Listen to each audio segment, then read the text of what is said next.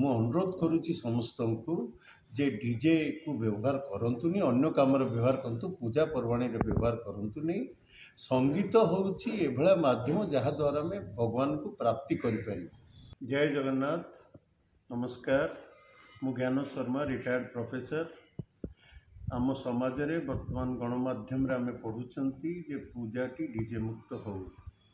पूजा होउची आमर प्रभु को माँ को पाइबार गोटे बाट। आगे आमर पारंपरिक वाद्य यंत्र बाजिकी पूजा होउथला, मंत्र होउथला, तप होम होउथला।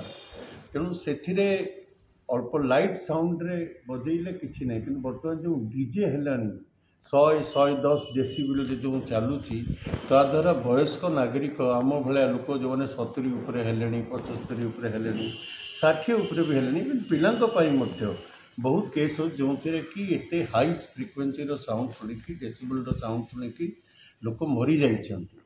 तेणु मु अनुरोध करुच्ची समस्त को जे डीजे को व्यवहार करंतुनी, अन्य काम व्यवहार करंतु, पूजा पर्वाणी व्यवहार करंतुनी। संगीत होउची एभला माध्यम जहा द्वारा में भगवान को प्राप्ति करि।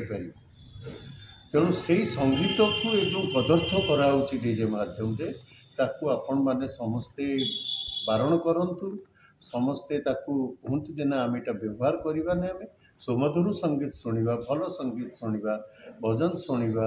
इवेन भजन कीर्तन रे मते डीजे साउंड दउछि, सेटा बड़ दुखर कथा।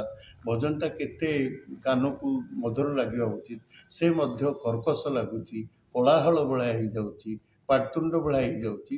ताकू आमे समस्ते बारण करिबा उचित, बंद करिबा उचित। मु भाबुची आपण माने समस्ते एका स्वर रे एथिपाई प्रतिवाद करिवे एवं ए जिंस को बंद करिया पई चेष्टा करिबा। आमे निश्चय सफल हवा। जय जगन्नाथ।